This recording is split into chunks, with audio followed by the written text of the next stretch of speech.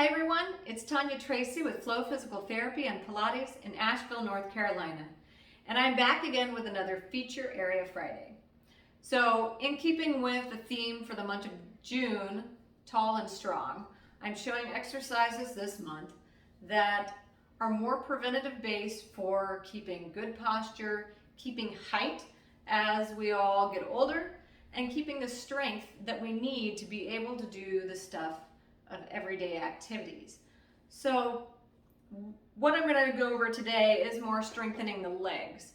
And the reason I want to go through this is because a lot of people, once they get past the age of 65, are at a higher likelihood to have a fall.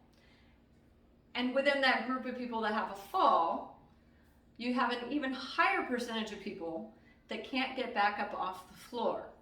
And it doesn't even have to be a fall. I have clients that come in and they want to get on the floor to play with grandkids, or they've got a new dog and they want to play with the dog, or just in general they get on the floor to do something and then they find they can't get back up without using their hands or pulling on a piece of furniture, which if the furniture is stable, that's great, but sometimes it's not and it creates a bigger problem. So I want to work on giving people a nice, easy, functional exercise that you can do. And everybody can do this at home because everyone has the equipment that's needed for it.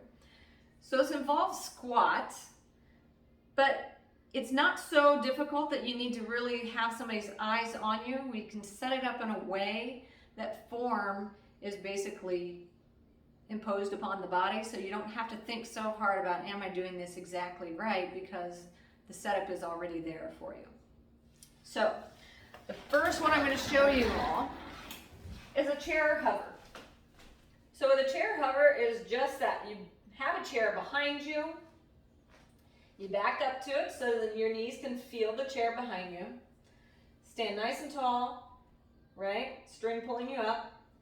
Abs drawing in, so you're getting a little bit of core activation when you do this. And then if you need to, you can put your hands at your hips and just hinge at the hips. So this is a big part where people need to realize the hips hinge first, and you sink down. When you do this, you're not going all the way down. So hands can go across here if you're tempted to use them, or you can have them out in front if you need the balance, or if you're really, really concerned, you can hover them above the arms, but we're not going to sit.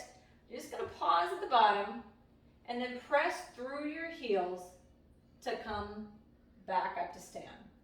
So again, knees are at the back of the chair, hinge to sit, pause just above sitting, and then push through those heels.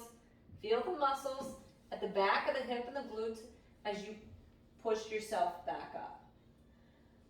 The problem that happens sometimes when people get really low is they'll overarch their back and they start to feel a discomfort in the back. So if you're one of those people, think of lightly tucking your tailbone or kind of pulling your pubic bone up towards your rib cage, or lengthening your low back, and push up before you stand so you don't feel it in your low back.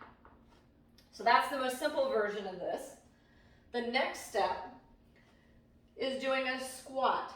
So squats get a lot of attention because you can do them very incorrectly and you can hurt your knees. This way is a foolproof way so that you won't hurt your knees. So you use a chair or you can use the front of a couch, and you're just going to stand so that your toes, when you look down, are covered up by the seat of the chair or the couch. So that when you squat down, the front of that chair blocks your knees so that they can't go too far forward. A poor squat looks like this. And as you can see, my knees go way past my toes. So if I drew a line between my knees to the floor, a straight up and down line, it wouldn't be touching my toes. And what that does is it puts a lot of strain on the kneecaps and the front of the knee, and over time can add a lot of wear and tear and discomfort. So, toes hidden with the seat of the chair or the couch. When you squat down, it keeps your form good. So again, you can put hands across your chest, you can have them out for balance, or if you need to, hover them above the surface. I can wiggle my toes here. This is how we know we're not weighting our toes down. So that when I push up, the weight is going to be more through the heels, or at least through the bottom of the foot, not the toes of the foot, so that we feel more of our hamstrings and glutes kicking in. Another way to play with posture is if you have a dowel rod or a golf club, some kind of straight stick, you can put it on your tailbone where it also meets your mid-back at your ribs and the back of your head. So this keeps you in a nice straight line so that when you go down, everything stays in line and you keep the same stuff there when you come back up. So down and back up. So with both of these, you can do about 10 repetitions to start. Work your way up to 30. Once you're at 30, that is a strong lower half that you're using. The other thing for getting to the floor, the last little variation on using these leg muscles in a squat is called a split squat. And this is especially helpful when it comes to being able to get up off the floor. So one foot goes in front of the other, and kind of like a lunge stance, but you're not going to lunge. The back toes are tucked under, and I'll show you from the side in a moment. But again, nice and tall, and you're going straight down and coming straight back up. You can use a chair or something for balance, so you're not trying to balance as you go down, unless you feel like you can do that without wobbling. So it's down, pushing through your legs and your back foot too, to push you up. From the side, what that looks like is this. So back leg, the toes are down. Front leg, we bring it far enough forward so that that knee, when I bend down, isn't going to go past the toes. So we go straight up and down. So again, nice and straight, coming down, pausing for a moment, pushing through your legs to get yourself up. Again, think of abs active so your back's not overarching.